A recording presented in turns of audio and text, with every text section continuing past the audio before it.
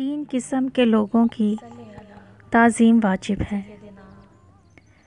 حضور صلی اللہ علیہ وآلہ وسلم فرماتے ہیں کہ معراج کی رات میں اللہ تعالیٰ نے مجھ سے فرمایا کہ اے محمد صلی اللہ علیہ وآلہ وسلم اپنی امت کو خبر کر دینا کہ تین قسم کے لوگوں کی تعظیم کیا کریں۔ ایک اپنے ماں باپ کی، دوسرے عالم با عمل کی، تیسرے حافظ قرآن با عمل کی۔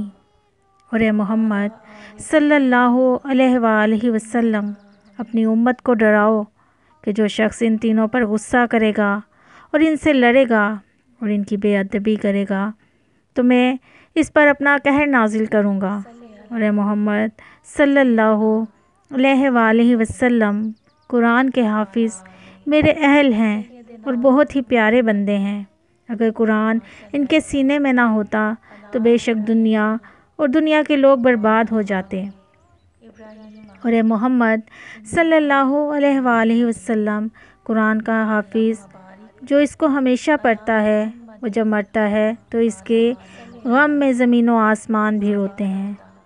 اور قیامت کے دن قرآن کے حافظ کو میں عذاب نہیں دوں گا اور بلا حساب جنت میں داخل کروں گا۔ اور اے محمد صلی اللہ علیہ وآلہ وسلم جنت تین آدمیوں کی عاشق ہے، ایک آپ کی، دوسرے آپ کے دونوں اصحاب ابو بکر رضی اللہ عنہ اور عمر رضی اللہ عنہ کی، تیسرے قرآن کے حافظ بعمل کی، قرۃ الوقتین۔ اپنا رتبہ پہچانو اور اللہ اور رسول کی نافرمانیوں سے بچو۔ دیکھ لینا کہ مسلمانوں کے دلوں میں بھی تمہاری محبت اور عزت ہوگی۔ قرآن کے حافظوں کو بڑی احتیاط سے رہنا چاہیے۔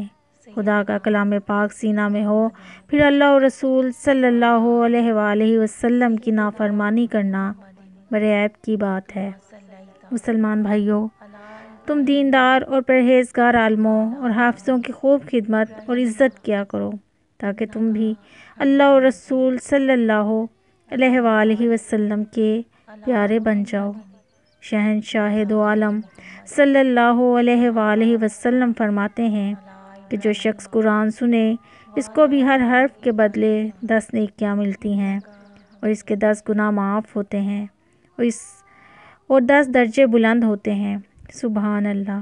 قرآن کا پڑھنا بھی نور، پڑھانا بھی نور اور سننا بھی نور، اور اہل قرآن یعنی عالموں اور حافظوں کی خدمت اور عزت جان و مال سے کرنا بھی نور۔ سبحان اللہ۔ كما صليت على إبراهيم وعلى آل إبراهيم إنك حميد مجيد۔ اللهم بارك على محمد۔